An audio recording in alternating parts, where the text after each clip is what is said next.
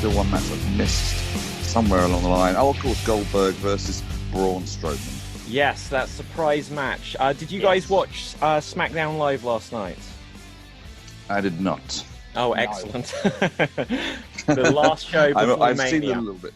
Okay, I've seen so little bits of it from the YouTube, but that's it. What happened on SmackDown last night? They showed Ric Flair's retirement match against Shawn Michaels, which is obviously the perfect lead-in to this year's WrestleMania.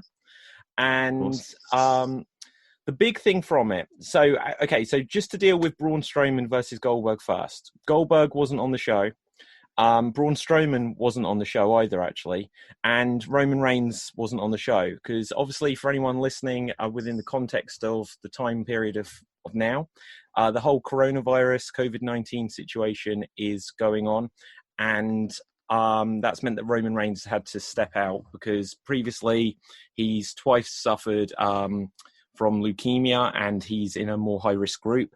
And the way they announced it is they said that there was going to be a change to a match or a new match happening announced from last week, which I think was the Elias Baron Corbin match. And then after they gave this 30-second thing where they explained where that match is coming from, and also on the card there's going to be Bill Goldberg now against Braun Strowman, and then they didn't mention it again. And that was literally how they did it. So spear versus spear completely disappeared, and it was WrestleMania, fighting to survive. Yeah, bump it up. There we go. Sam, do you remember that song? No, that's about from 1993, I believe. So the year before I was born. Wow. So okay, you've heard of the Beatles, though. Come on, you've heard of the Beatles. You know those other older bands. Come on. I have heard of the Beatles, yeah. Exactly, there we are. So, okay, no excuse. For anyone watching, listening this, I might like restart the show here. So I'm going to leave it playing here. But when we do the audio version, this was just us testing it because it's the first time we've attempted to do a Superkick Mania Pro Wrestling podcast as a live stream. It's the first time I've actually done one with extra guests on it, because I've only been doing the Superkick Mania Pro Wrestling podcast, I think, since November. And with some things that have happened, obviously, this year running up to it, it's been a little while since the last podcast.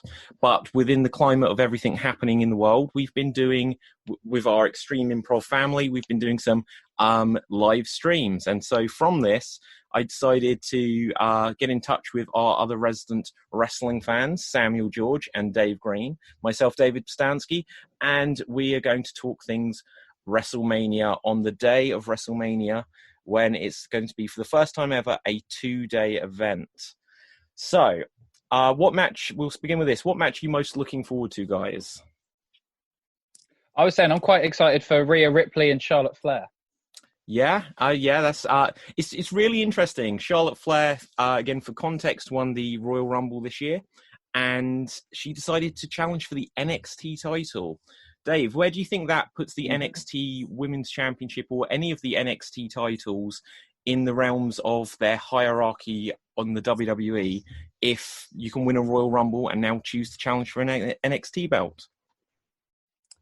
Well, I mean, it certainly helps the push of the brand, which they started when they decided to suddenly put the NXT live on Wednesday nights. Ironically, where WWE were broadcasting, but I obviously had nothing to do with it.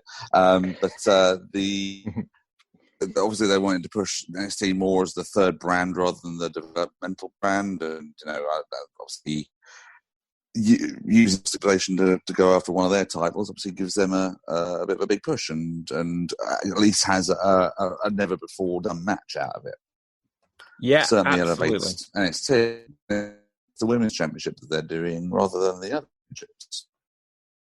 Yeah. Okay. So, guys, we're going to do some predictions, and we're going to talk about some other things wrestling, but we're going to do some predictions based on the matches, what we think will happen.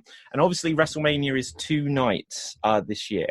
So we can decide which matches we think are going to happen on which night, what's the main event's going to be, how the Firefly Fun House, I can never say that into a style of a match name, or the Boneyard match, how they're actually going to work, and so forth. Have either of you got the match rundown in front of you? I'm just going to bring it up myself. I have. So tell us, start with what you think is at the bottom of the card. Okay, I think, well, if you're going to go for the bottom of the card, but you've also got to have a hot opener, haven't you? So it's something that will, I was about to say set the crowd alight, but obviously it's not going to be a crowd. No crowd tonight. Something to start the show off well, I think, and I think considering history with this particular title, I think they're probably going to start with the Intercontinental title match. Daniel Bryan and Sami Zayn. Yeah, now, okay, so I had heard, so once again, one of the things we can deal with is, there's been rumours that certain people aren't actually going to make it to the pay-per-view, and I'd heard a rumour that Bryan didn't wrestle, or Bryan was in quarantine or ill, so do we think there's going to be a bait and switch and Bryan won't actually wrestle here? Well, if he doesn't, then there's an obvious replacement for me, which would be Drew Gulak, who obviously has been in a rivalry with Daniel Bryan, could easily take over from his spot, saying that he has taken him to his limits or something like that. Yeah. It's not even impossible that they could have filmed something if Bryan was there and said, look, I really shouldn't wrestle, where something happens backstage, and it could lead into a future program if Gulak could later be revealed to be behind something if he was attacked or whatever. Potentially, yeah. It would add a little bit of drama to it as well. But let's assume that Bryan is going to wrestle. Who do we think is going to win? What do we think the match is going to be like? Is it going to be a quick match? Daniel Bryan famously had a, was it 13-second match or something against Sheamus, lost the World Championship a few years ago? I don't he got a nice kiss out of it, though. Yeah, he did. But, you got a what? I don't think I reached that level. Oh, yeah, what, with AJ Lee? Absolutely. I reckon that this is going to be, unfortunately, a bit shenanigan, Phil, because obviously Sammy will have Nara with him, so, and obviously Drew being in the other corner. So plenty of shenanigans, I would have thought. I'll probably would go with Daniel Bryan winning the title here, I would have thought. But it's, but like you say, he's a smart guy. He's not going to do something that's going to put his not only his health at risk, but also his family, obviously, because he's got a second child on the way. So very true. It's one of those situations where he's got to do like the Roman Reigns situation, where he's sort of taking, if he is going to take himself out of it. But we haven't heard that, so I'm assuming the match has been done, because I think all the matches have been pre-recorded as well, haven't they? They have done. They're in the bag. Yeah, I think they they realised what the situation in the world was going like, and so a week ago or 2 weeks ago they started filming everything, and I think they've got stuff filmed through to Monday Night Raw after Mania. But God, we'll come back to this later, but God knows what they'll do next. So I am going to pick that I think Sami Zayn is going to retain, and it will be because of a mistake or something by Drew Gulak. Just because Sami's just won it. They've had the whole thing where he hasn't been touched or anything in a long time, and they had the whole business when he defeated, and I use that term loosely, in the 3-on-1 match against Strowman. I think to take it off of Sami at the moment, it's just going to leave him kind of looking pathetic. So I'm going to bet that Sami somehow retains. Sam. Yeah, I'd largely agree with that as well. Yeah. I'd largely agree with that. I think he's only just won the title, so I think that it would be a shame, really, to take it off of him, because he's been such a solid worker for quite a long time now as well. So, yeah, I've got down Sami Zayn to retain. Whether it's shenanigans, I think that he has been very underrated over the last few years, and I think it is time that he had a decent title run for me. Yeah, I mean, that's the interesting thing with Sami Zayn, is that he hasn't reached his potential that people expected him to from the NXT days. Yeah, true. Obviously, he was NXT champion for a short while before, obviously, then Kevin Owens turned his back on him. So I think that I think also for Sami Zayn, if he wins the title, and like you said, if Drew Gulak makes some sort of a mistake, then it can continue the Daniel Bryan-Drew Gulak feud as well, which I think could be really interesting. They're both very sound technical wrestlers, so I think that them two going on further could be quite interesting. Yeah. What do you think, Sam? Do you think this will potentially be an opening match for the show? I think it's a good choice. Also, just with people on the outside, it'll add an extra sense of atmosphere to it. Yeah, definitely. I think this is a good one. I think that it'll be a good match because obviously it's two very good wrestlers going against each other who have also been against each other in the past. So I think that the match itself will be quite entertaining to watch. So I think that's a pretty good match opener. Okay, so let's just recap. So who did we have to win? I think Zayn's going to win. Sam, you think Zayn as well, right? Yep. Yep. And in fact, I'm just going to interject there. Yep. Dave, Sam, you might not know this. Do you remember Jumping Jeff Farmer? Do you remember Jumping Jeff Farmer? Like, he was like, yep. Okay, so look up Botchamania or any of like the Jumping Jeff Farmer promo, and you'll see what that yep was reminiscent of. Yep. But Dave, you felt that Brian will win it. Okay. I think that's an initial pick just to sort of start off quickly. I mean, I know. I do agree that I think Sammy should win it and retain, or at least retain, not necessarily win, because it could. But there is more mileage out of Sammy winning, but I don't really discount WWE from making, obviously just taking titles off people really quickly, especially with the IC title. So I'll probably stick with Brian, but I would like Sammy to retain. Okay. Next on my list, I've got the Kabuki Warriors against Alexa Bliss and Nikki Cross. What are our thoughts on this, guys?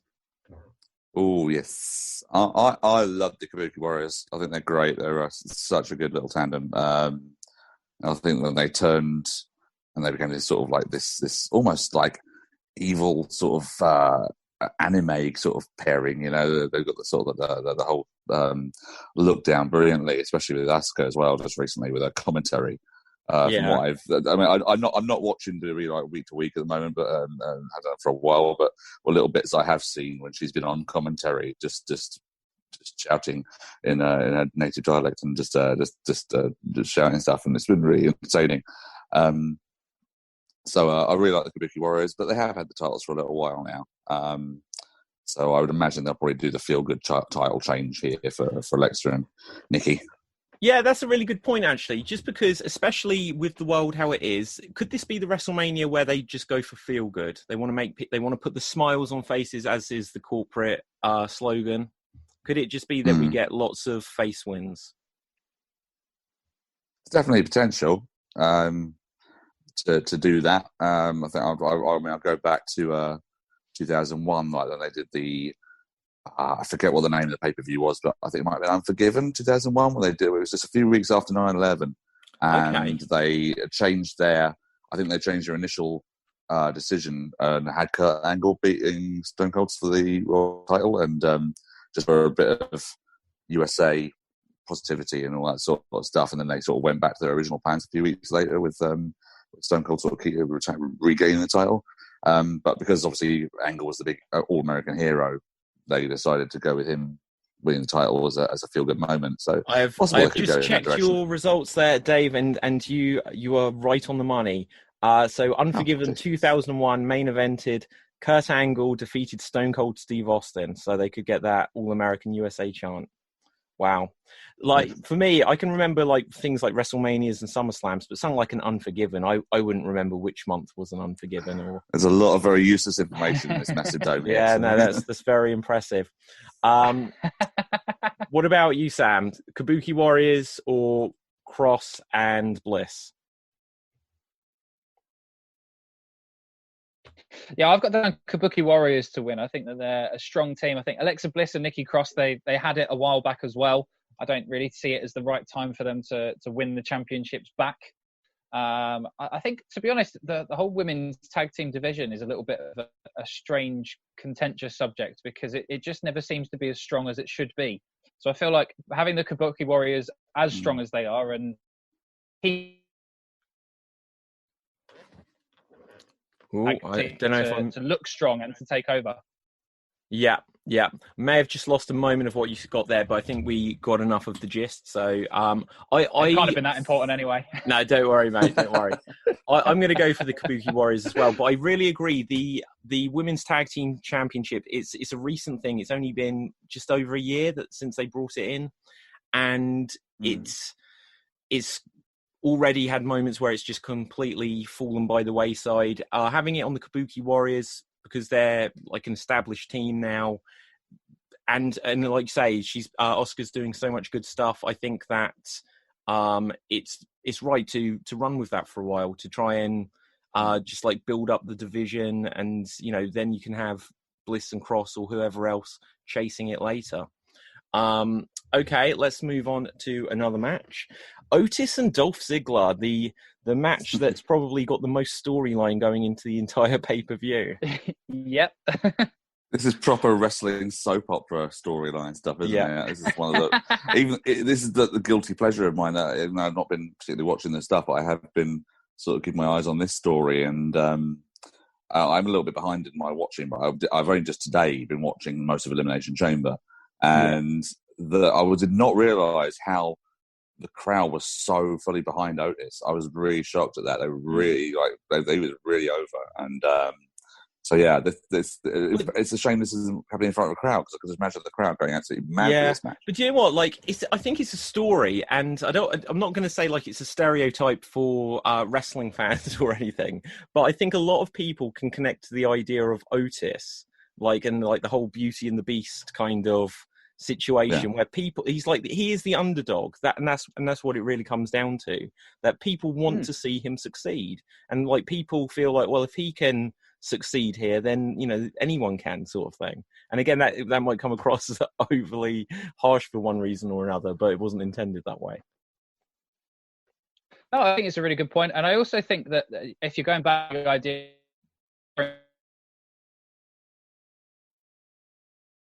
so it makes a lot of sense for him to be the reason that we have that feel-good factor. I don't necessarily think it will be a whole face win of the night, but then you also do have the other ones who are heels, but they're still quite loved by the fans. But I think this is one of those matches where if you want to go for a feel-good factor, Otis winning will be the one that people talk about at the end of it. Yeah, I completely agree. I think Otis has to win. There can be... Or the other alternative, and this might not work without a crowd, if he loses, but out of his win, Ziggler somehow upsets or cheats or bumps into Mandy Rose, and then she turns on him. Otis still loses, so he might lose the battle but win the war. That kind of thing could happen. Don't know how well it will work without an audience there. Because I'm just... Okay, so Sam, again, this may predate you slightly, but you may be up on your wrestling history. I'm trying to remember, it may have been WrestleMania, it may have been at SummerSlam, but when the Macho King Randy Savage with sensational Queen Sherry was against the Ultimate Warrior in a retirement match, and the Macho King lost, and in the audience, so Sensational Sherry was then attacking Randy Savage, but in the audience was Miss Elizabeth, who came and pushed off Sherry and then reunited with the Macho Man. And even though Savage was retired and had lost the battle, he got the girl and won the war. Could it be a situation like that? Potentially. I think without a crowd, like you say, it would be a difficult one to achieve. I think... Again, if you want to go back to the feel-good factor, then I think maybe Otis winning and winning the girl may be the best way of going about it. Yeah, I do agree. With no crowd, I think it's the cleanest way of doing it. The cleanest way. I think so as well. Yeah. You mentioned that moment. That was the very first pay-per-view I ever watched, WrestleMania 7. It was WrestleMania that 7. Very well. It stood out. Yeah, it stood out very well in my memory, because it was the first time really watching a full wrestling show and not really knowing either of them, but then that whole drama at the end and the crowd suddenly just being absolutely bursting with adoration for Savage and Elizabeth at the end. I was just like, what is going on? But I don't know what's going on, but I think I love it. Yeah. Okay, Sam, out of interest, what was the first wrestling pay-per-view you saw? Oh man, I don't know if it was one of the big ones. It's one that I kind of, vaguely remember. I don't think I ever really watched the full pay-per-views. I only ever watched the odd bits here and there. So I definitely remember Rock and Stone Cold going against each other at one of their few times they did that. That's kind of my earliest wrestling memories. I don't know what show. Maybe about WrestleMania 15 sort of thing.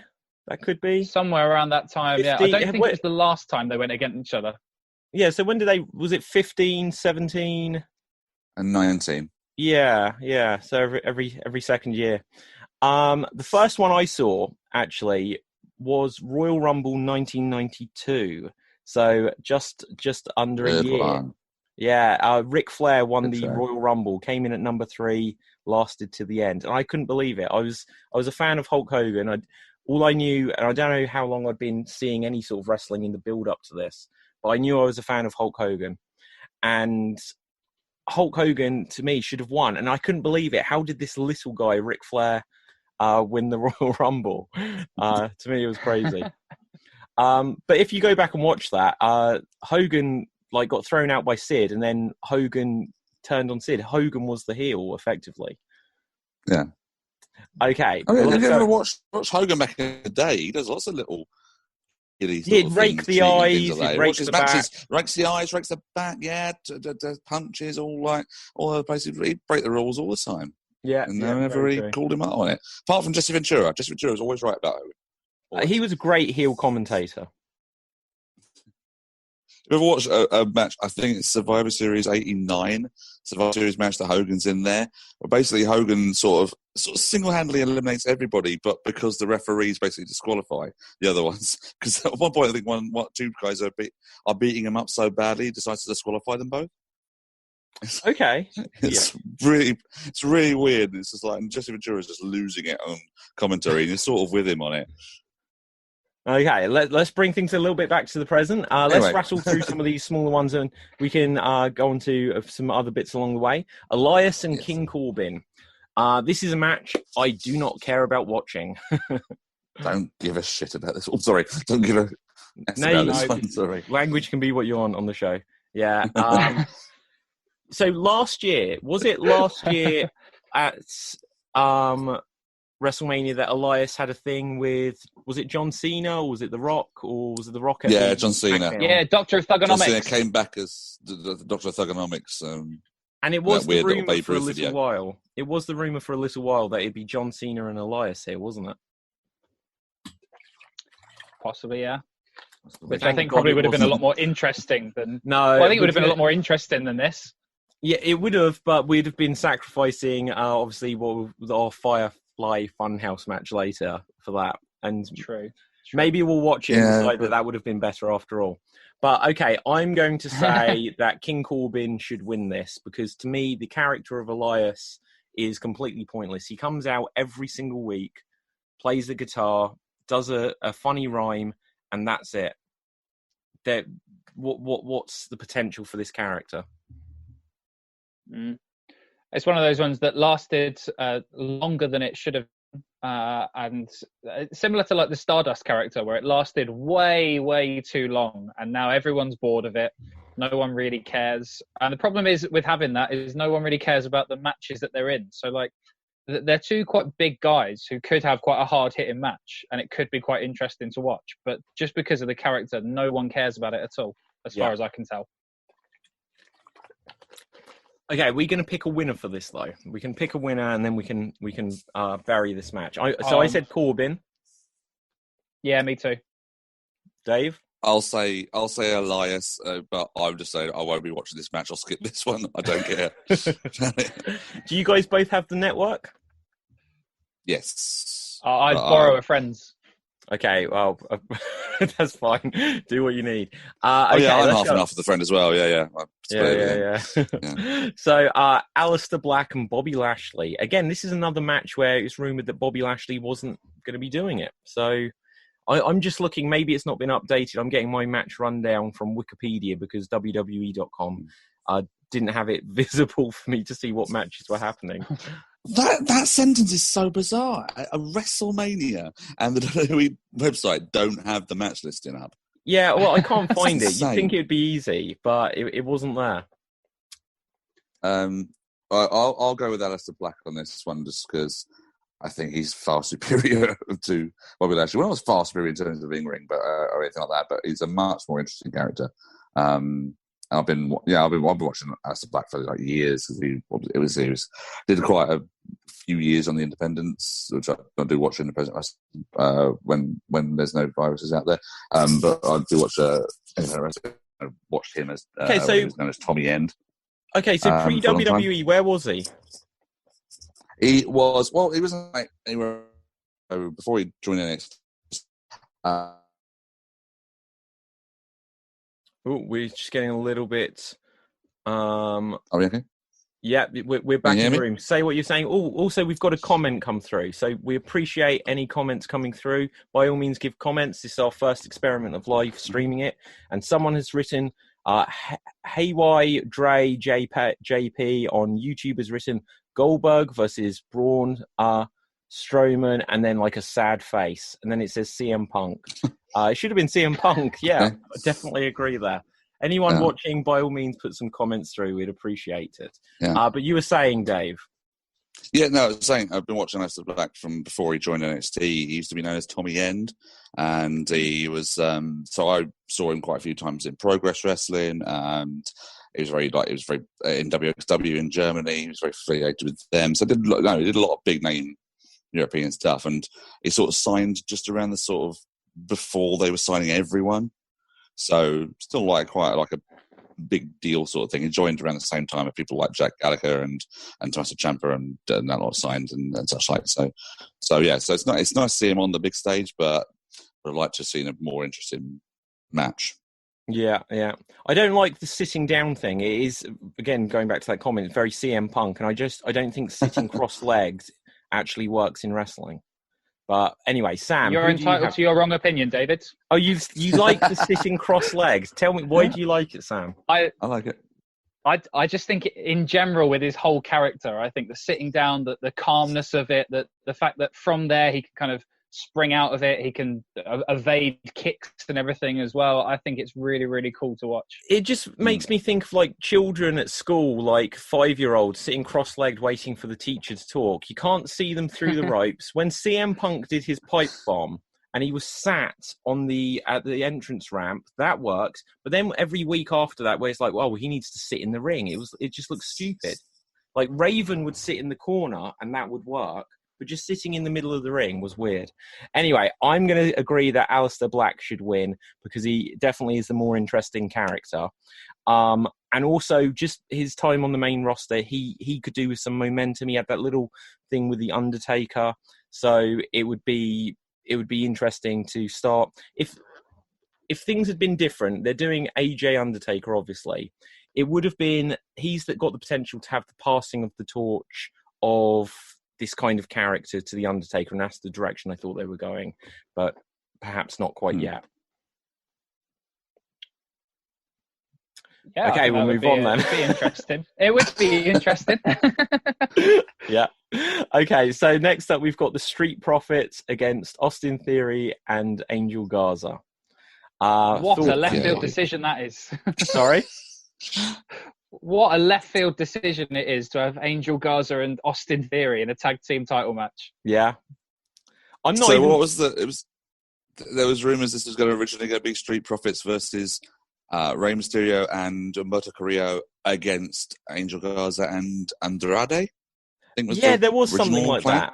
There's been so many chops and changes in the last few weeks. This is one of the ones where I've kind of lost track of it, just because, so NXT, I don't always see it. I definitely follow AEW more, and so then I'll see bits of NXT. So I've been missing some stuff. But so this is Austin Theory's main roster debut. Am I correct in that? Yeah. He had a match a week ago. Oh, did he? Yeah, he had a match on, I think, the Raw leading up to WrestleMania. He that's right. Yeah, I've seen that. Is it the clip where he basically completely fails to catch one of the Street Profits on a dive, and ran out of the way? Montez Ford. He was just he just dived, and also there was nowhere near him. Just whacked his back on the ramp. The thing about that was Seth Rollins, I think, was supposed to drag his foot as he bounced off the ropes. So because that was missed, Montez Ford then just had to go and do the dive. And Austin Theory just ran out of the way, and so Montez Ford landed flat on his back on the ramp. Oh, wow! That's why they call it was rough to watch. So I think Street Profits have to retain just because this wasn't what their plan was. We were in agreement on that one, and they're a fantastic tag team. Yes, they are. They are indeed. Let's move on. So next we've got the next tag team championship match, which again there's been rumours. So as it says here, and this maybe Wikipedia isn't updated, but it's still got it listed as The Miz and Morrison, the champions, against the New Day, Big E and Kofi. Then it says with Xavier Woods. I'm sure Xavier hasn't been seen in a long time. But then it says against the Usos, Jimmy and Jay. But the rumor that I read most recently, a few days back, granted, was that the match was now going to be John Morrison versus one of the Usos. Did you hear this? What? I did not hear this at all. So I don't know what happened to... Yeah, one of the... Apparently, The Miz... The story is, and I watched SmackDown from last night, and when The Miz came out, I was listening. I was like, oh, because he did come out. I was like, has he got a sore throat? Is there a sign of sickness there? But apparently the Usos went ballistic because apparently Miz turned up and he wasn't well. He got a fever, sore throat or whatever. And it was because he turned up, and they're the cousins of Roman Reigns. They kicked up a fuss, and then perhaps from that Roman Reigns decided not to do it, or perhaps the Usos stood up, for their cousin, said like, "You're not doing it. He's sick. Go home," kind of thing. But maybe the Miz isn't on the show. But I don't know where the New Day disappear to if that is the scenario. So if it is John Morrison versus one of the Usos for the World Tag Team Championship, and that was the best thing about the rumor. I'm just seeing the match card, like I was imagining, obviously the graphics and all that sort of thing. I'm literally seeing John Morrison versus one of the Usos. Does it matter which one? They are literally identical in every single way. They are the same one. Isn't it? Okay, so let's take a slight segue sidebar on this point.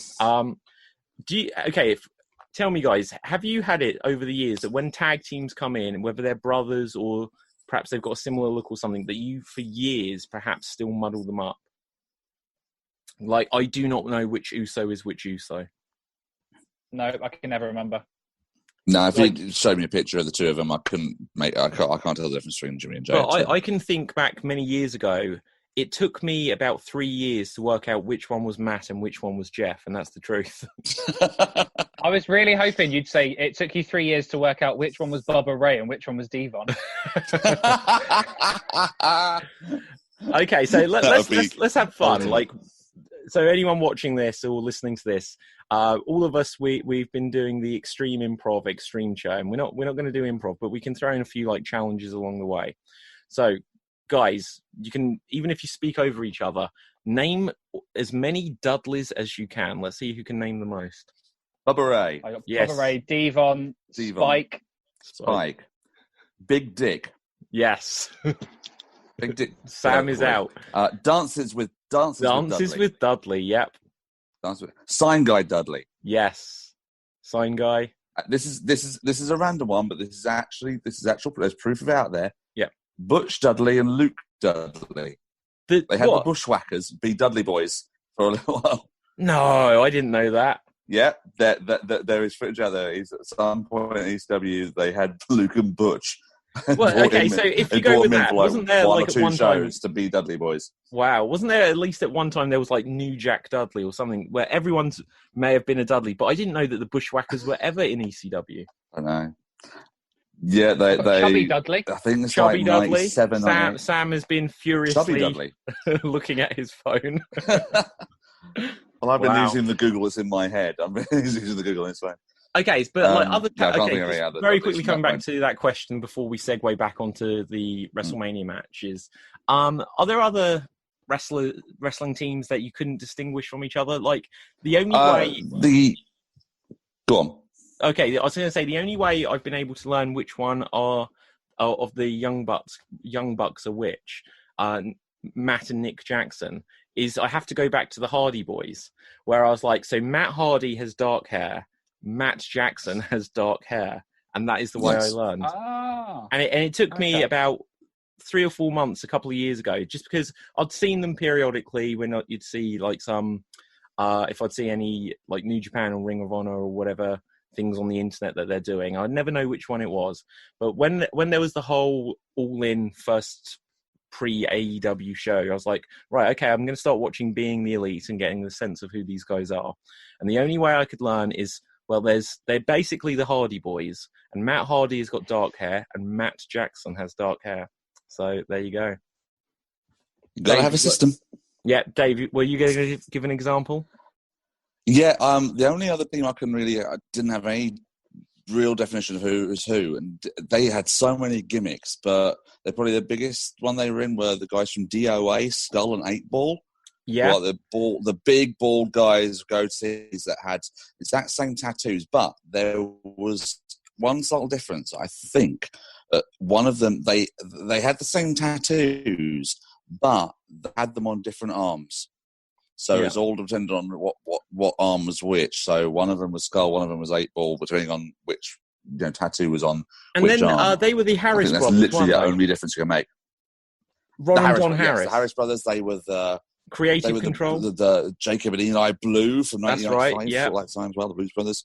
I think they're called the Bruise Brothers at one point as well, I think, in ECW as well. But and the last I remember hearing of them, and this might be inflammatory, so this is just what I heard in case it wasn't true. I think they were at the very first TNA pay-per-view, and one of them got into a lot of trouble because he was wearing a T-shirt with a swastika on or something like that. Yeah, there is a massive thing that they might actually be white supremacists. Wow! So, but we'll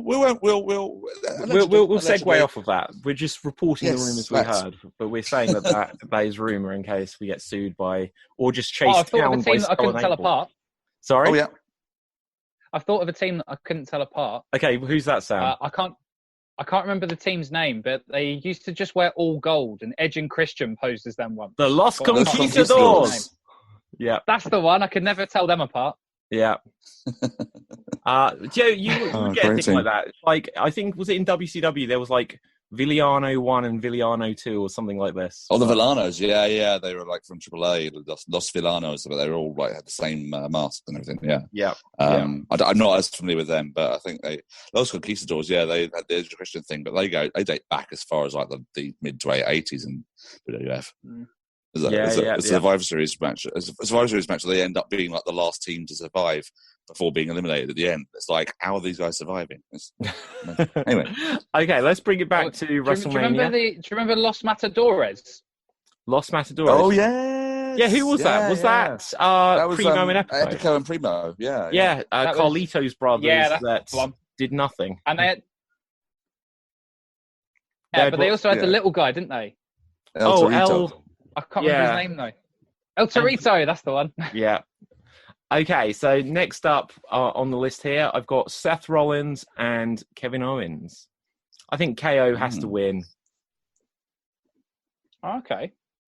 Do you not? I've gone with Seth to win. I've gone Seth Rollins to win. Really? I think... Yeah, I think the whole Monday Night Messiah thing, the God Cobbler, if he wins this, then that can go to the fact that he's got that and he's got his followers as well, which I think would be really cool. Yeah, my thought is that, excuse me, that they're pushing this idea that Kevin Owens hasn't had his WrestleMania moment. And what's great about it is it's kind of like the true story where we know that years ago, he was going to be having a main event match with Jericho, I think. Then last year, was it last year or the year before? He was going to come back and be in the main event for the world title. It was last year because then Kofi Mania happened and they tried to still push through that Kevin Owens was coming back and going to be in the main event, but they had to follow the audience and go with Kofi Mania. So he's the guy that's almost had 2 WrestleMania main events and has currently had none. So I think they've got to give him some sort of olive branch or a bone or throw him a bone or whatever it is. Yeah, I agree. I think Owens should probably win this one. I think he's got the crowd behind him, and whenever they do get back to having shows in front of crowds, I think that getting one over on Rollins finally will help. What may anything else help move along and move on to another thing for them, because these guys have been feuding for 5-6 months now. I mean, I think a highlight has been, and it's a clip that they keep replaying, and they'll probably replay around Kevin Owens all just for years, is his springboard off the sloping Raw set, which was incredible recently. Okay, but we'll move swiftly on. Next, things are getting more interesting as we move up the card. So we're getting on to our main events. And this actually, so I tell a lie. I said Otis and Dolph probably had the match with the most story going in, but it's actually going to be this one. I skipped over it. Edge versus Randy Orton. Thoughts? Well, Royal Rumble, I think the fact that the rumours have been there for a little. There's little rumours saying Edge is going to be in it, and I was literally like, I'll believe it when I see it. And yeah, I was so happy when I did get to see it and music and everything. I think, so I think the angle with Orton was pretty good. I was initially a bit worried because I didn't really want them to go with Randy Orton again. I wanted Edge against someone sort of newish, but they do have the history with each other, and they never really had that. If you go back to that sort of time when they did the rated RKO sort of split, they didn't really have that blow-off match between the two of them because they didn't return either guy. They were still bad guys. So it's sort of nice to sort of trace back that history to that and then do all the stuff with Randy Orton, who's been, to be fair, been doing really good work the last few weeks. He's always had that sort of slow build sort of like persona and everything like that with a lot of his stuff, but the stuff he's been doing has been very good. It's just a damn shame that Edge's return singles match is going to be in front of nobody. Yeah, I read something where Edge had said that this is going to be the best match like at WrestleMania history or in his career. I didn't click on it because it just seemed a bit bogus, but who knows? We might see in the last couple of weeks where they've had no audience, I'm sure all of the wrestlers have been stood around the arena just thinking, well, what can we do that we couldn't do before? One of the things we saw on SmackDown last night was teleportation, which they'd swiftly borrowed from Matt Hardy. Did you? Okay, so Dave didn't see. Was this Bray Wyatt? Bray Wyatt did exactly the same as Matt Hardy. He appeared like in the rafters, or the closest you get to rafters in the Performance Center, and the lights went out, and suddenly Bray Wyatt was stood behind John Cena and vanished again. So I just love that teleportation is a move in pro wrestling now. Only done by certain characters, though. Thankfully. Yeah. Okay. So, Edge and Orton. Sam, what do you think? Who have you got to win? So I am looking forward to this one because I used to really enjoy watching Edge back in the day, and Randy Orton is obviously such a solid worker. He works so much better as a heel as well. So I think that the two characters going into it are really good. I think, in all honesty, it is probably a little bit predictable that Edge will win, but I don't think there's anything wrong with that at all. I'm quite happy that Edge, in my view, doesn't really have an option to lose. So I'm going with Edge to win. Yeah, I go with Edge. Just again, even if it wasn't for the current world situation, I think Edge has to win that. But with the current situation, I think we need that feel-good moment. And it was such a feel-good moment when Edge returned at the Rumble. And then obviously the next night he's attacked, and we need him to complete his return. And so then after this, he'll be back. And for however long the quarantine and everything goes on, they can actually continue to have him as a character, just building up who his next match is going to be against, and hopefully someone who he hasn't wrestled before. Dave, what do you reckon? Who have you got? Did you say? I reckon Edge. Got to be Edge. Little glimmer of thought for what would happen if Orton did win, though, because obviously they could go with the whole he's been away for so long and Orton's on top of his game, that sort of thing. But yeah, you have to go with Edge, and hopefully Edge can go on to wrestle people like AJ Styles and other people like that. So I think it'll be the good matches for him to go on with, because it's just nice to sort of have him back and in such good condition and everything like that. It's really good to see. Yeah, do you know what? Love to see it. Alternative option for what they could have done is Edge quickly beats Orton and says, because I have so decisively defeated Randy Orton here with a spear, that there's an opening in the main event. And so now it'll be spear versus spear, just as we advertised, with Goldberg versus Edge. They could have done it. But okay, what have we got next? Okay, so we're on to our first weird match of the night. Undertaker versus AJ Styles Boneyard match. Thoughts, guys? What is a boneyard match? Is it just a graveyard match? That's the thought on everyone's mind, isn't it? What is a boneyard match? Yeah. So, did you see the thing? I think some people took it seriously and some people rightly didn't. But there was a picture going around saying it was like a mock Brian Alvarez exclusive, saying the boneyard match is basically going to be Punjabi prison with skeletons. Could be.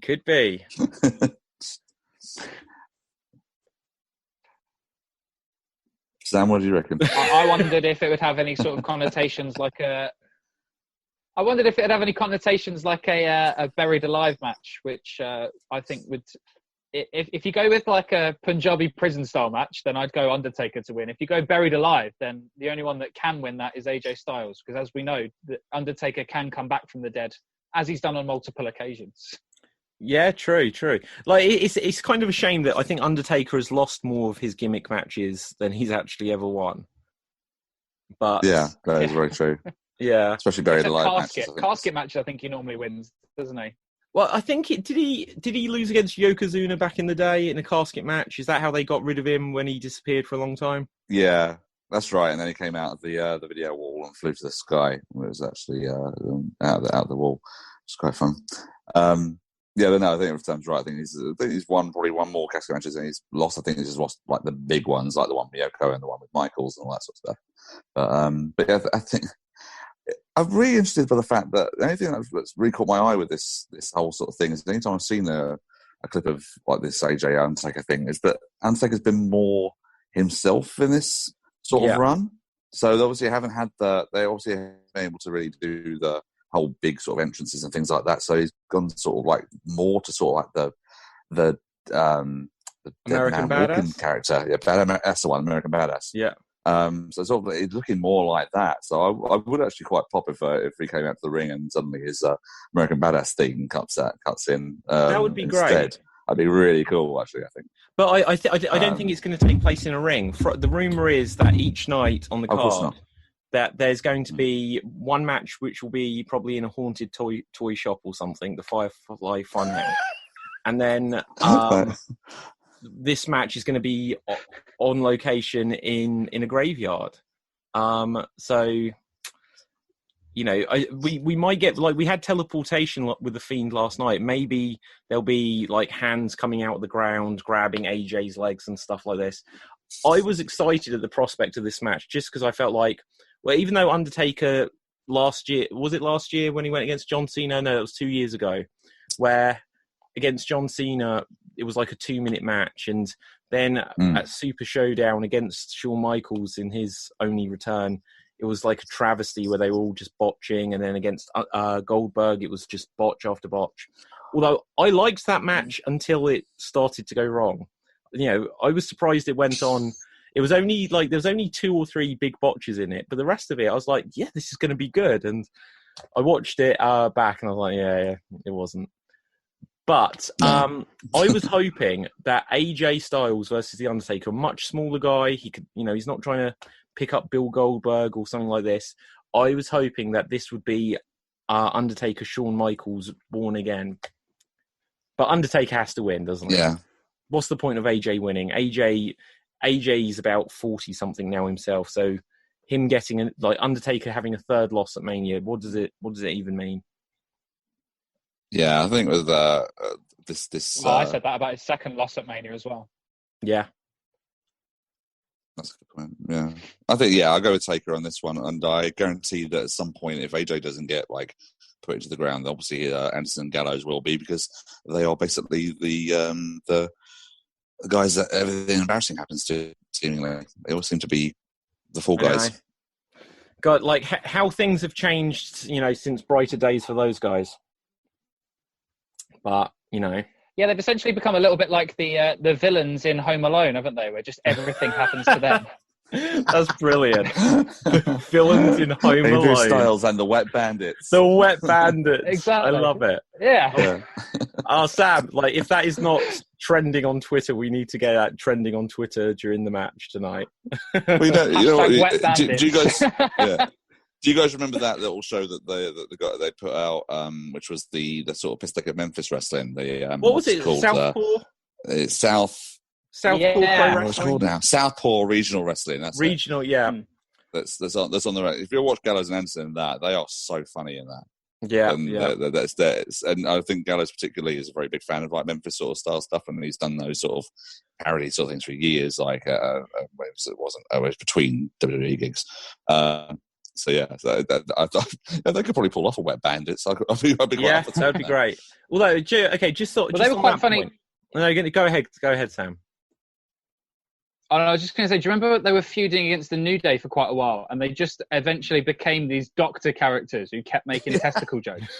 That's right, and they had Big E's testicles. It was amazing. Yeah. The thing I was going to... always getting very testy. Yeah. If either of you saw it, if you have seen Impact Wrestling, did you see a few months ago when they did basically a like Memphis old WWF regional Smoky Mountain Wrestling style parody show? It was incredible. I thought that was so genius. I almost wish that they'd just say this is the company from now on, but stuff like that works. Well, you've got NWA, haven't you? You've got NWA Power that just sort of does the old sort of studio style wrestling now. So on YouTube, I've not seen like every single episode of it or anything, but by all means, that's pretty good. The old style, when everything that's old is new again, that sort of thing. So that's all good. But of course, you obviously do because you got yourself an NWA hoodie thing, didn't you? Yeah. Thank you to Maureen from NWA, who sent that to me. So, okay, let's see what else we've got. We're racing towards the main events, so we can decide which the main events will be. This won't be the main event, not a chance. But so Bayley, who's the SmackDown Women's Champion, Lacey Evans, Naomi, Sasha Banks, and Tamina. So this is throwing a lot of people in there. They have pushed it as a story, but it's not going to be the main event. It's not going to main event either night. Obviously saying this because last year, for context, anyone listening, watching, we had the first WrestleMania main evented by a women's championship match. But this match isn't going to make it, in my opinion. No, this is barely going to get 5 minutes on the show. I wouldn't have thought. 5 minutes with a 5-pack challenge, you reckon? I think. Do you not remember? Remember, like a number of years ago, where it was AJ Lee versus the entire women's roster, barely like 4 minutes. I probably didn't watch it, to be fair. No, I'm joking. To be fair, that was like before the sort of give divas a chance sort of movement. But no, this isn't going to go very long at all. And again, it's another one I don't really care about. There's 5 of them in the match. It'll be chaotic. It'll be visual. There'll be lots of sound from it. I think they'll give this more time than what we reckon. We'll find out. This is an interesting prediction. Where has Tamina suddenly come from? She doesn't. She sort of comes in and then sort of disappears for months on end, and then suddenly gets a big sort of payday sort of thing. And don't begrudge her for that. It's got a good schedule if you can keep it. But I can't remember. She wrestled on SmackDown. I can't remember against who, but she got a win. She looked dominant in it. But Tamina, then they never give her a serious push. They never do. I think I would like to see Sasha Banks defeat Bayley just so that it then goes to their feud, because they've got enough of a history now where they can be feuding, then be teaming, then back again, forth like this.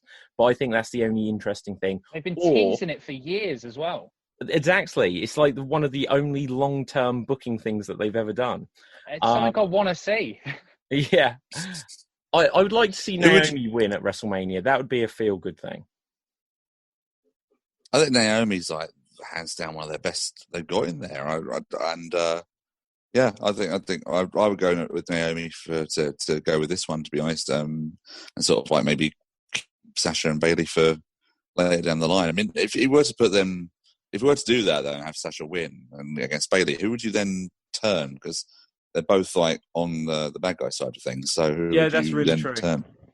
Yeah, it's very, very true. Good point. It's too soon to turn, either one, but especially you can't turn Bayley back to what she was. I'd argue that Bayley's turn was actually a really good story and a good moment when they did do it, because it was kind of like Sasha done it a few days or the week before, and then sort of had Bayley sort of in there and sort of deciding to side with her, and then doing the whole sort of, oh no, I'm still the same Bayley and all that sort of stuff, and then changing her look like another month later. I actually think it's a real shame that it doesn't seem to have stuck really.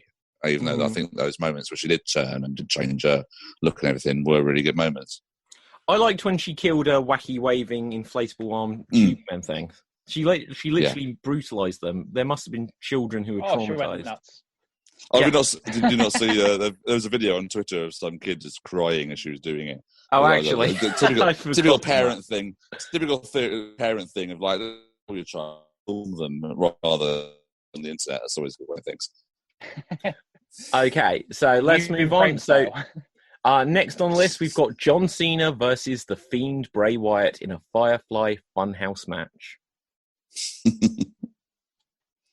you remember the? I'd like to know what a Firefly Funhouse match is. It's just in a haunted toy shop, isn't it? Do you remember the House of Horrors match that Bray WCW? Wyatt against Randy Orton a few years ago? Oh no, okay. No, it wasn't that. It was Bray Wyatt against Randy Orton, and it was like in the.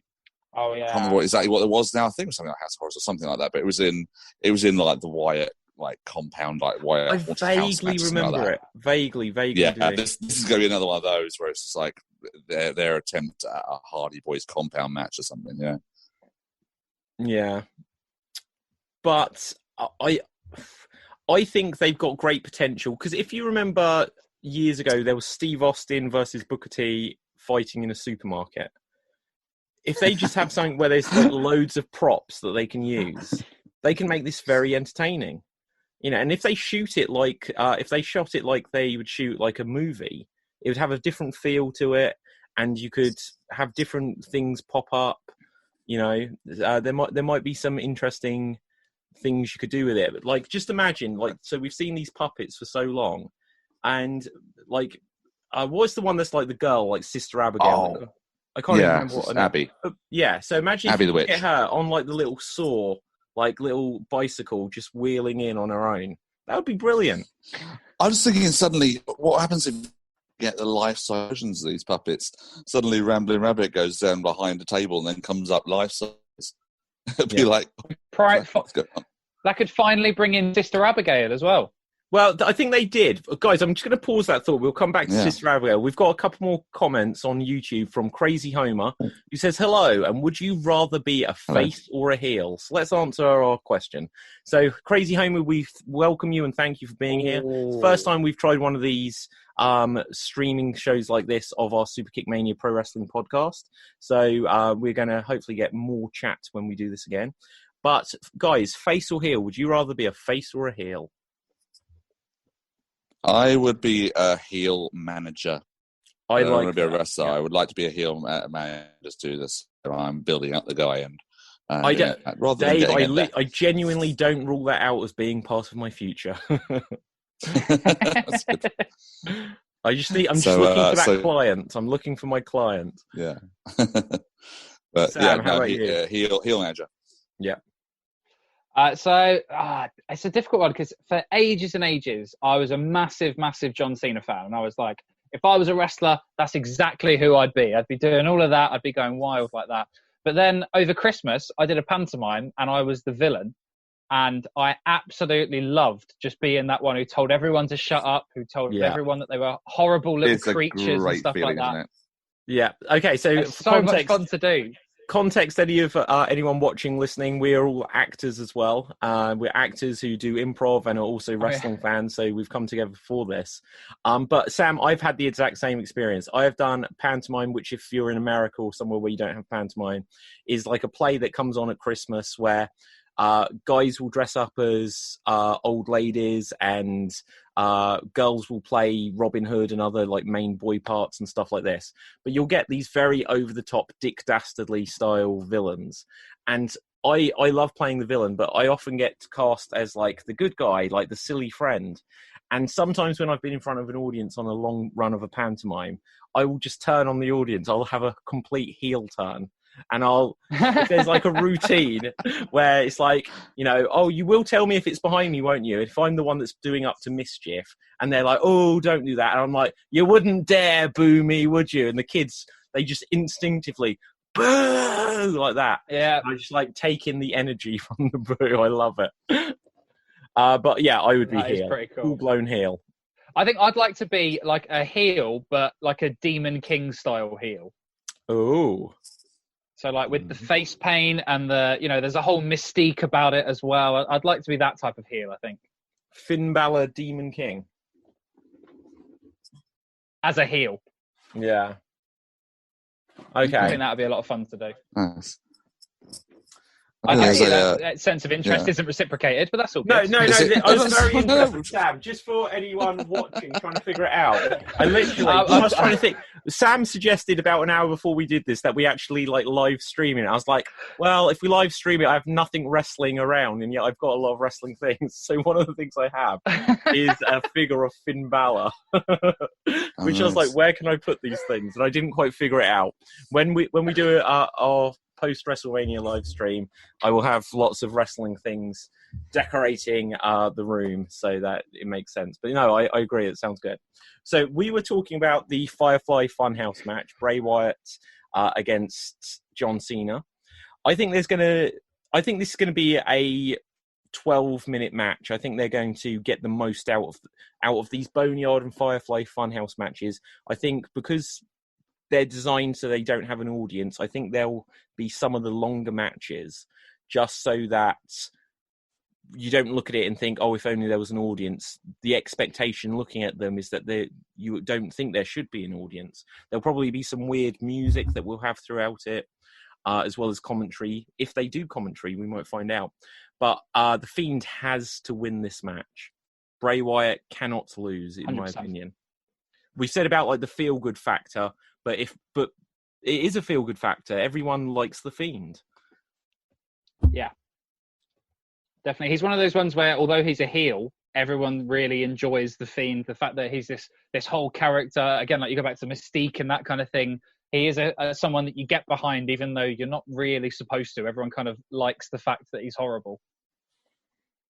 Yeah. Dave, how about you? Who did you go with? The Fiend should win, so John Cena's probably going to win. WWE booking. It seems to be that way. No, I think Fiend should absolutely win it, but I can see other things happening. Oh, hello. Hello, Dave. Lost you there for a moment. Dave Sorry, has left the building. I have. No, I'm not Shawn Michaels. I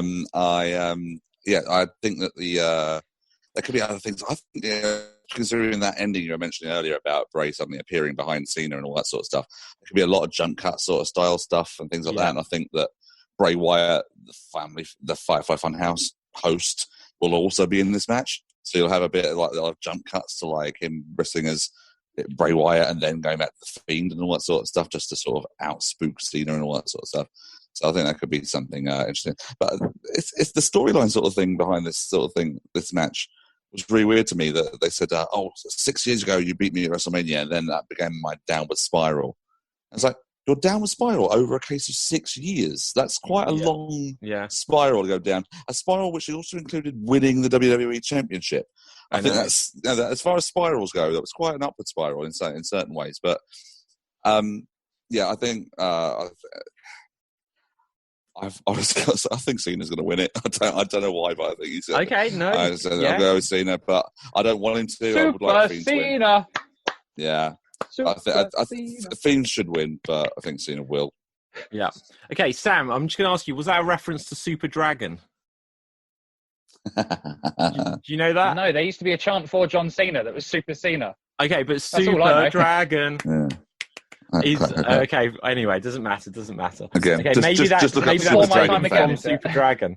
Okay, let's go on to our next match. Now, last year, Becky Lynch was in the main event, and this year she's against Shayna Baszler. I don't think this has quite had the push to be a main event, but with it being split over 2 nights, I think there is the potential. This could main event one of the nights. Thoughts on this match, anyone? Yeah, I would agree with that. I think there's potential for it too, but I also think there's potential for them to do a total squash job and have Shayna just destroy Becky. I actually think they could do that. It's not impossible. It's not impossible. I don't think Becky's the sort of character that can come back from it. I mean, remember when Brock Lesnar squashed Cena years ago to win that championship and that title match, and didn't really harm Cena too badly. So I think there's a possibility of them doing that. So I think Shayna's winning it. Yeah, okay. I think Shayna's winning it as well. She has to. It'll make her. She's only just debuted on the main roster. And Becky main evented WrestleMania last year, even though leading up to it, they didn't really want her in that position, but she's been a huge star over the last year, champion a year later. Obviously not Becky 2 belts still, but a champion a year later, this would absolutely make Shayna Baszler. And if Shayna Baszler doesn't win, then who's Becky's next opponent? This gives something to go to, because then Shayna has a lot of people. There's the rematch, which she could have a bit of a funky ending to. And then there's a lot of people that Shayna can then challenge for Becky to get back round to win it back, whether that's at SummerSlam or Survivor Series or whatever point later. What do you reckon, Sam?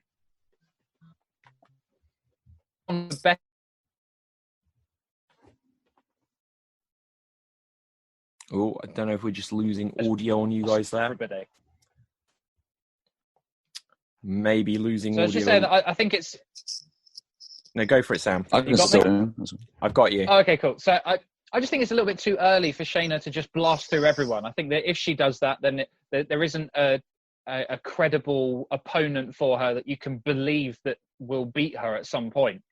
I think that you kind of then almost get into a bit of the Brock Lesnar thing, where for a long time it was like whoever he goes against, no one can ever beat them.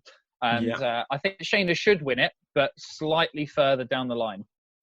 I think if, for me, being a fan of both of them, I think Shayna needs to win, just because otherwise there's a huge risk that there's been countless people. Shinsuke won a Royal Rumble, didn't win it at Mania, completely bombed. Braun Strowman he may be the world champion right now, for all we know.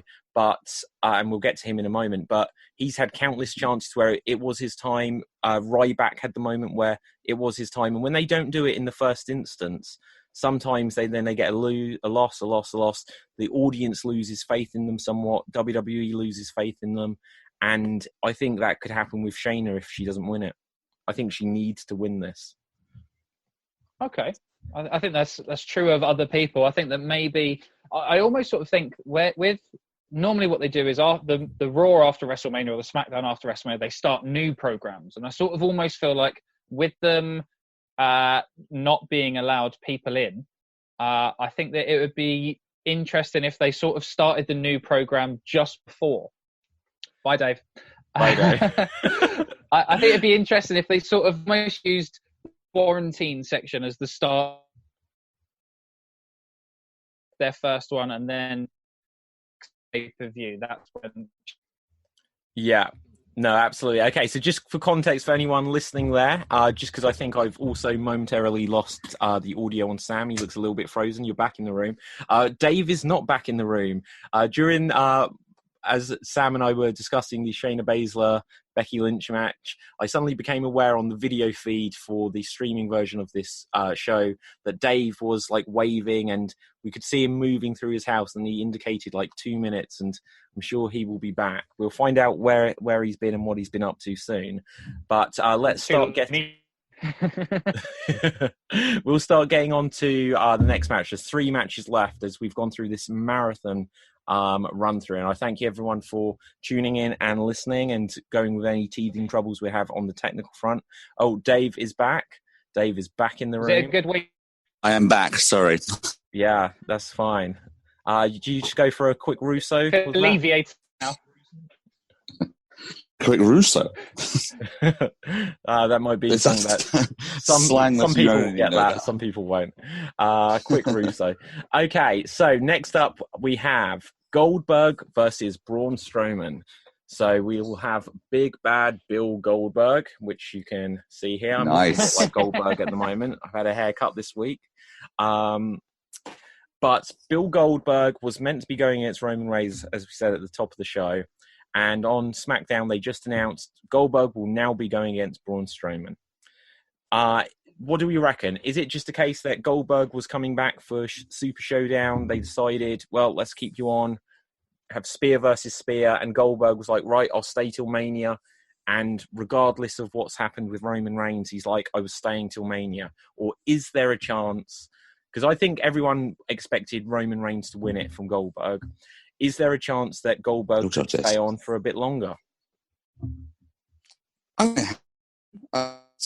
Personally, I hope not. Braun, I think they have to really, because I think the Roman Reigns match is the match they want to build to and to really give something to get people's attention. And so I think it would.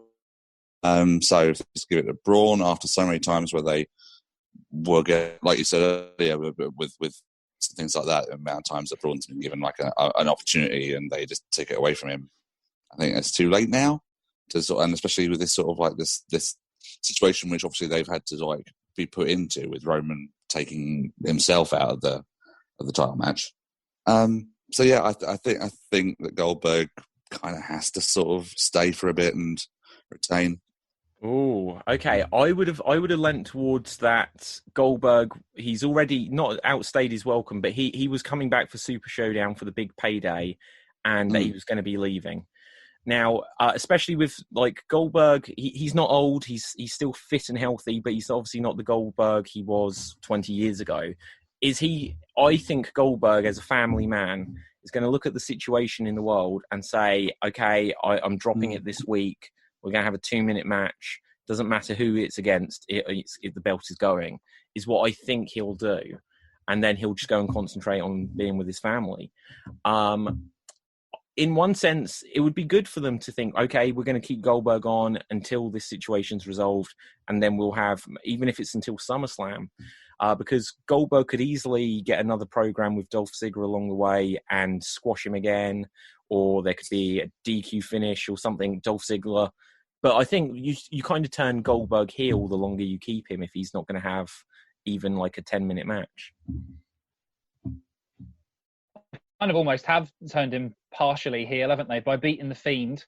And then he was going against Roman Reigns. Roman's still sort of being cheered quite a lot after his leukemia battle and coming back from that.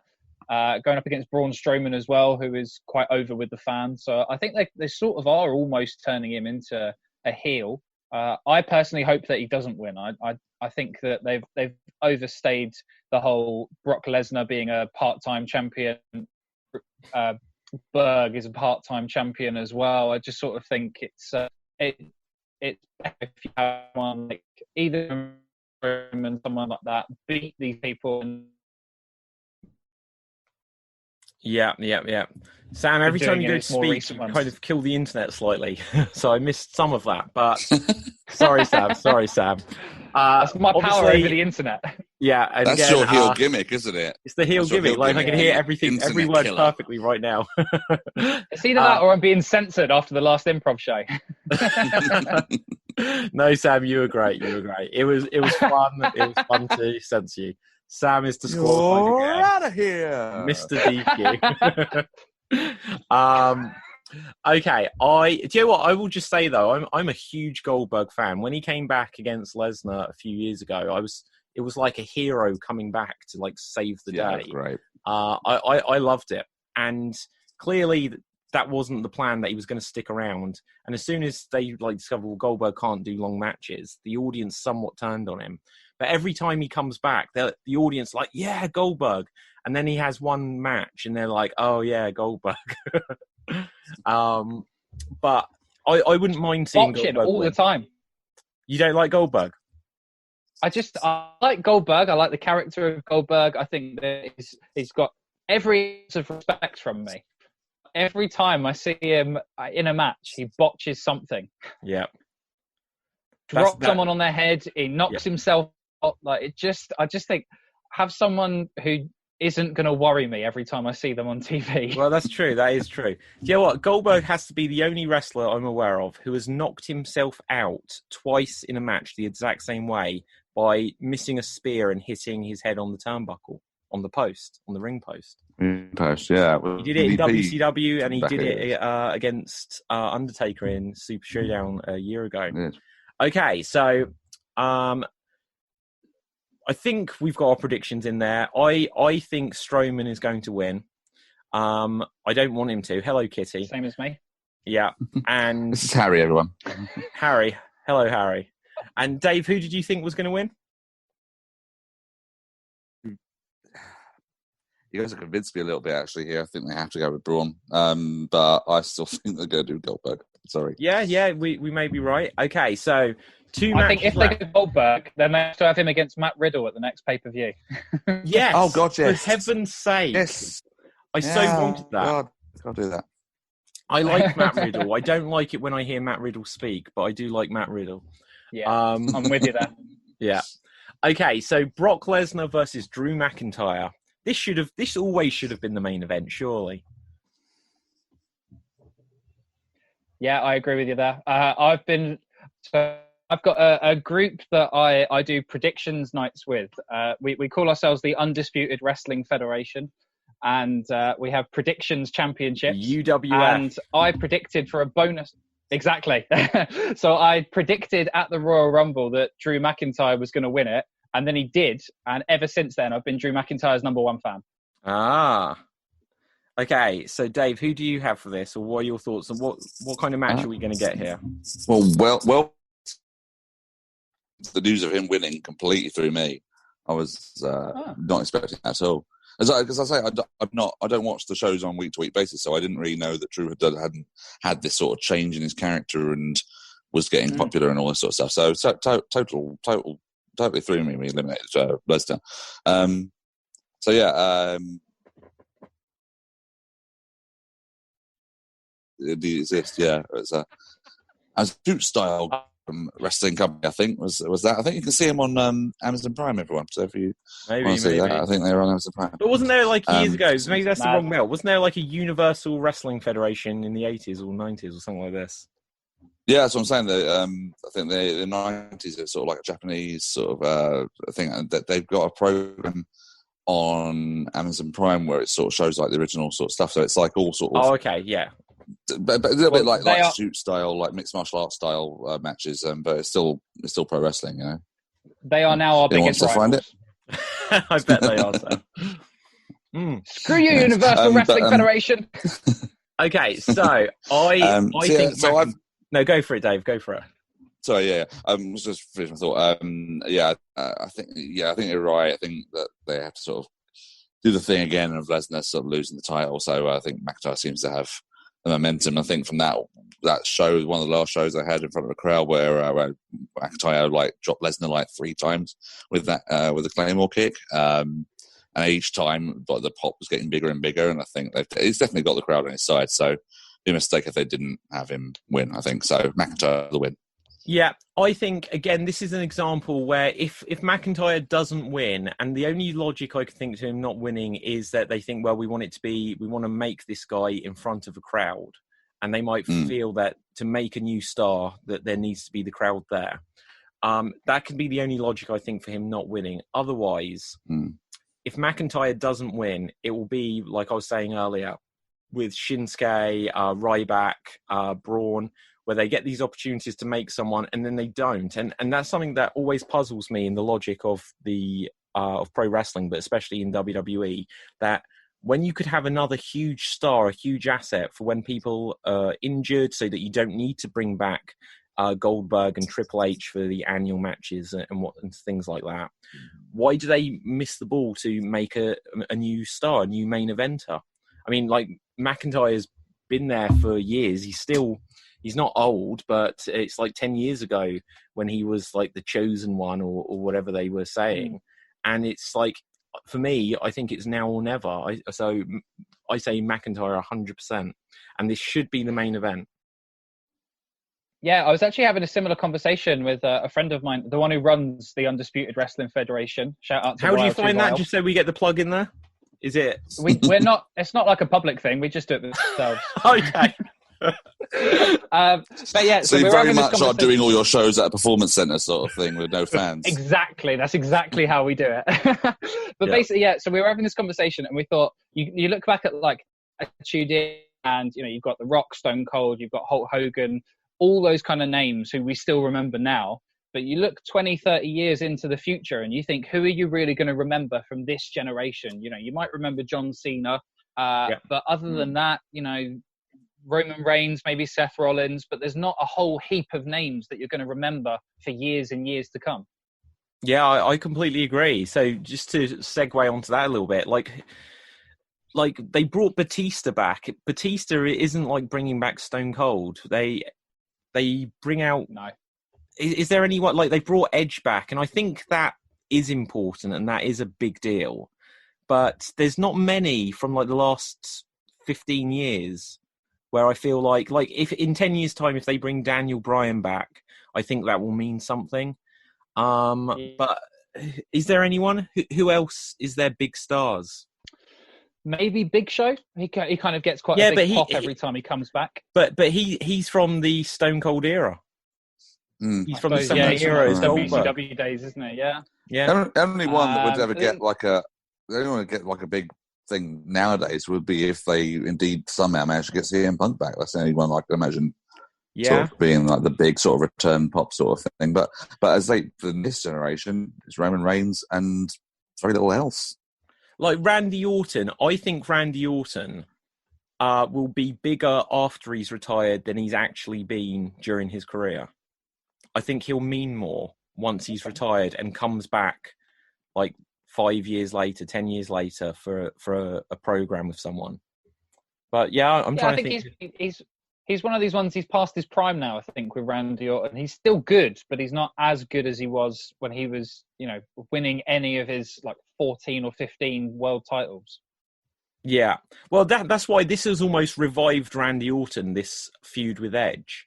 And it was interesting, and, we can speak about AEW another day and stuff like that, but, with Matt Hardy on the way out, it was that was Matt Hardy's best time in WWE those last 2 weeks, basically since the third week of when they did him and Bray Wyatt after the Ultimate Deletion or whatever it was, because then they just completely Deleter of Worlds, the Deleters of Worlds deletion.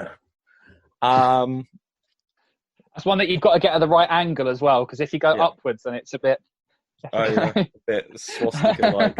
Wasn't meaning to salute like that, but it does have that sort of... Yeah. Now, I don't know what I'm doing now. Okay, so... so who have we got for that? Have we all got McIntyre?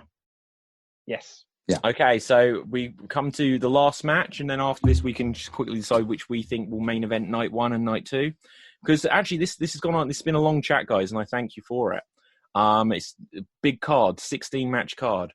But we will wrap it up after we get through this last match.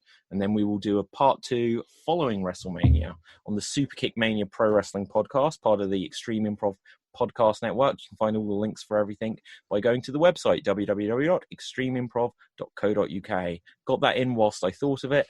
And we'll come to Rhea Ripley versus Charlotte Flair. I think it's a great match. I think it's going to be one of those ones where it's just one of those things we won't see very often. Because obviously with it being cross brands, I don't think there's ever going to be a point that Charlotte goes back to NXT anytime soon. So I think it is sort of a once in a moment kind of thing. I think Rhea Ripley has to retain simply for the fact that obviously Charlotte isn't then going to go back to NXT, I don't think, afterwards. I wouldn't be disappointed if it was one of the main events at all. I think it's going to be a great match. Yeah, okay. Dave, what do you reckon? I have a slightly different view, but I'll come to it in a moment. Let's hear what you think, Dave.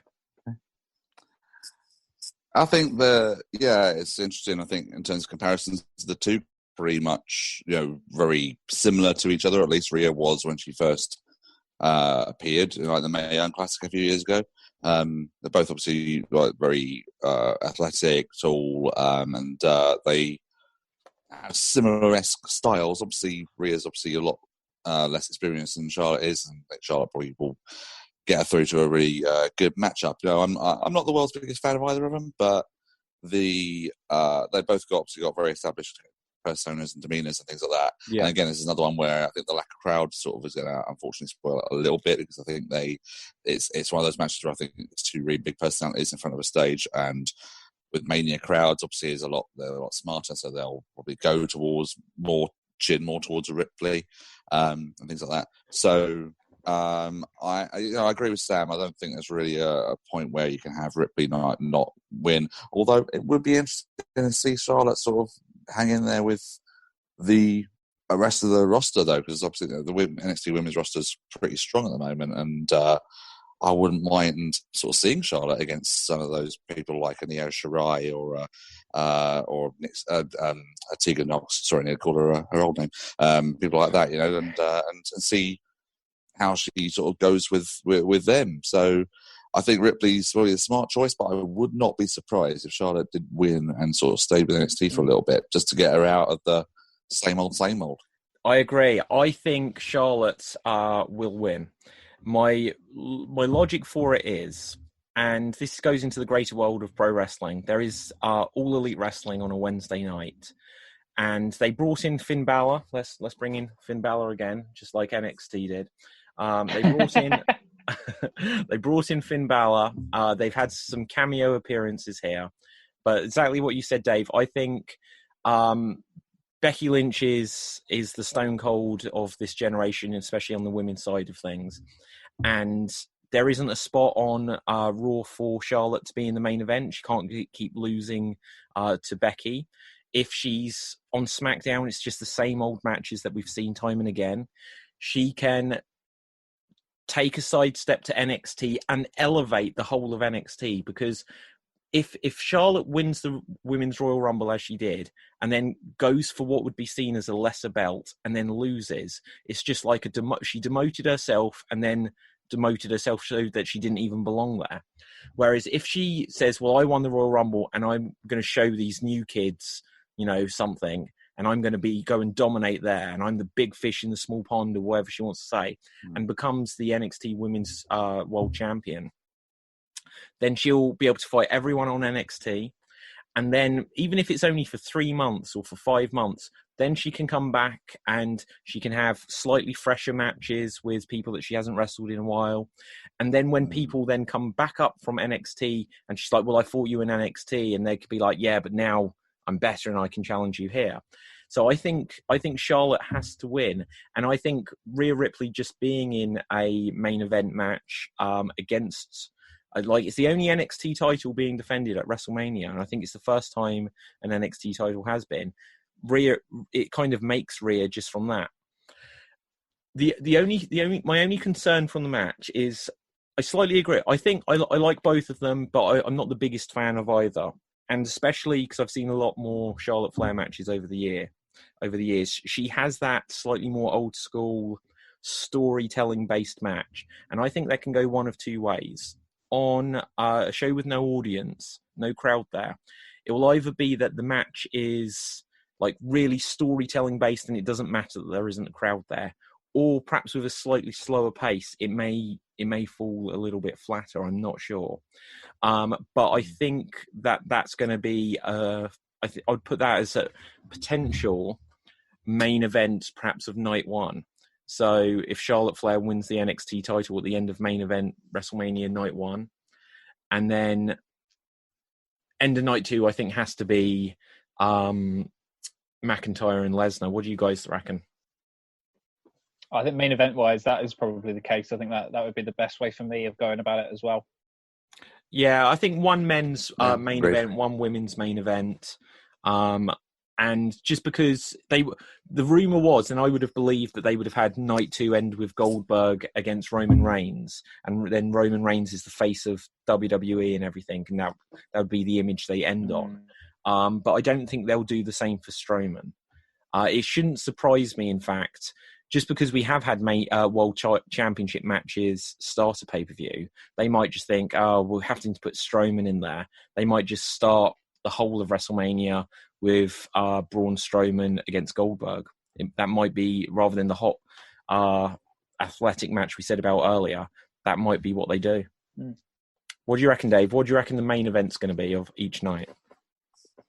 I can't disagree with either of you guys, really. I think that's more of a convincing argument. I mean, we said maybe Becky and Shayna on one of them, but I think that's like the more sort of title change sort of point in the show. So maybe sort of like a middle of the card. I'm just glad they're doing 2 nights, because I can't take another 7-hour WrestleMania. It's just too much, especially if it was going to be in front of no one there as well. They're too long anyway. But I think I mean it's going to be different, because obviously we don't know how it was all sort of done anyway. But do we think that maybe it's sort of like one's going to be more like the Raw side of things, and one shows the SmackDown side of things? Or it could be, but I hope not. not either, because then it will just feel like Raw and SmackDown like the big shows where they bring everyone together, I think they need to mix it up a bit. Well, yeah, they mix the commentary up as well, then, don't they? Yeah. Okay, so last thought I'll say is, like, so it is 2 nights. Do we think this is now set the precedent? Because obviously when you get Wrestle Kingdom with New Japan Pro Wrestling, they often do it as, I think they always do it as a 2-night event. They certainly did this year. Only did it. Only did that this for the year? First time this year. Okay, first time this year. Yeah. But okay, so but similar to how we get NXT, like takeovers before big things, I think with New Japan Pro Wrestling there will be like another night, because they have a second smaller arena at the Tokyo Dome as well, don't they? Yeah, they usually do like the New Year Dash show. That's it. I think that's what I'm show thinking. Afterwards. They do sort of like similar things. So they'll have like 3 shows that are under the same sort of billing of each one, but they'll have it as a different title depending on where they are. So they'll have like Sakura Genesis or Sakura something, on different ones. So I think that's maybe what you're referring to earlier. But with with Wrestle Kingdom. Wrestle Kingdom, obviously, it was the first time this year, but they did it obviously differently. They still had like the full roster like each night, but they just had them in different matches. And I think if you're going to do it, I think they're really doing the right thing by having it as 2 like separate rosters each time. I think that sort of helps things. I think it keeps it sort of more sort of special events ish. I think that's a better way of doing it. Do you think we'll get Mania on 2 nights again? Because in a sense, it stops that 7-hour single show and it makes it a whole weekend event. But at the same time, if they're can they have a 70,000 seat arena twice in a row? Or does it mean that you get 2 30,000, 40,000 arenas?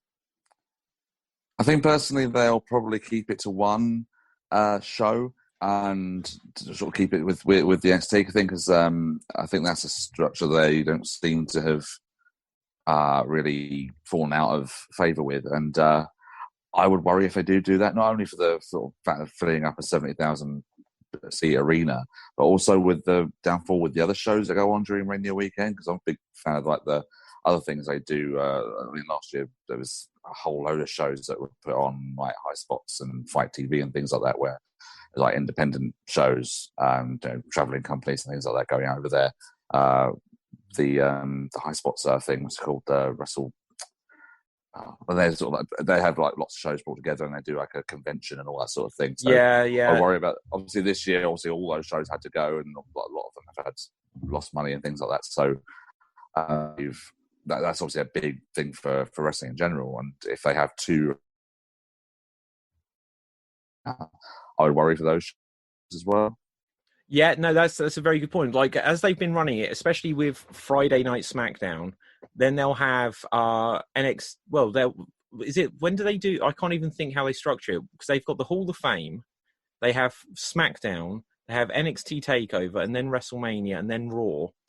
I can't even. When do they normally do the Hall of Fame? They would. I think past times. But then when's NXT? Yeah, they've. So I think last year they did Hall of Fame on the Friday night. Saturday night was NXT, and Sunday was WrestleMania. So when was SmackDown? They would have taped SmackDown that week, I think. Was it still on Thursday or was it on the Friday? It might have been on the Tuesday then. Oh, it might have been. Yeah, mate. Oh, because they might have changed it. Yeah, they might have gone to Fox and changed it back to Friday. It could have still been Tuesday. I kind of forget, to be honest. They would have taped it. They would have taped it though for the schedule of to do like the Raw and SmackDown like tapings like the day after Mania, don't they now? So they would have probably done that. So, any final thoughts you want to give? Because we'll wrap this thing up. Sam, you go. I hope I'm not disappointed, because although it's one of those ones where it could be very underwhelming just for the fact that there's no audience there, and I worry that I'm going to try and overlook the fact that there's no audience there and just take the matches for what they are. But I hope the matches themselves are not underwhelming, because I found that in a lot of pay-per-views in recent times, it has been a little bit underwhelming. And I really hope that for a big event like this, where things have happened that are completely out of their control, I hope that they lift the level a little bit to bring that feel-good factor and, something that we can all really, really get our teeth into and enjoy. Yeah. Dave, any final thought? As I've sort of said on and off the chat, on a regular this year, a huge amount.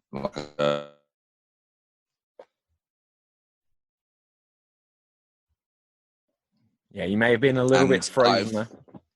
Oh, okay, nice. So I was just saying that, yes, I think with a lot of stuff that, because I'm watching it, I'm sort of going in to a little bit more with fresher eyes and on the stuff. But what I have watched of these shows that I've been doing from the PC, and it's just. Yeah. Okay. So I kind of lost you again there. So I'm going to. I'm going to just scooch on from that thought, Dave. I'm going for my final thoughts that, I just want to see Goldberg do well. I want to see him have a good match. That's my main thought. It doesn't matter if he wins or loses. Just make it a match that doesn't feel cringeworthy, because I'm on Goldberg's side. But let's wrap this thing up, guys. We'll come back to this after WrestleMania, so do tune in again on Monday. And we're not sure what time we'll do this yet. Hopefully, you guys have enjoyed this. Will you be back on Monday? Yeah. Yeah, let's do it. We're quarantined. I expect so. I've watched every match, but yeah. This has been the Superkick Mania Pro Wrestling Podcast. You can find us on Twitter by just searching Superkick Mania. And, of course, this is part of the Extreme Improv Podcast Network. And, of course, Extreme Improv has comedy shows coming up next Wednesday and maybe other days next week. Haven't worked it all out yet. We're going to have like a live streaming show, just like this is a live stream, except we'll be playing improv comedy games. And that's the Extreme Improv Extremed show, where you can find us on facebook.com/Extreme Improv, youtube.com/Extreme Improv, twitch.tv/Extreme Improv, and so many other places. You can find all of our links from our website, www.extremeimprov.co.uk. If you go onto any of the channels, if you're watching this on anything now, give us a like on Facebook, give us a subscribe on YouTube. Sam, where can we find you? You can find me on Facebook, Sam George Performer, and on Instagram and Twitter @Samuel O. George. Oh, George. Oh, George. This may not be an improv show, but you still get the same treatment. Dave, exactly. I wouldn't have it any other way. Exactly. Dave. You can find me on Twitter @Degreno, DAGREENO. All my other social media stuff is on there. Brilliant. So until next time, I'm going to say thank you very much to our viewers, our listeners, and say enjoy WrestleMania, stay safe, wash those hands, and until next time, Goldberg! Bye, guys. Thank you so much. Bye. Bye.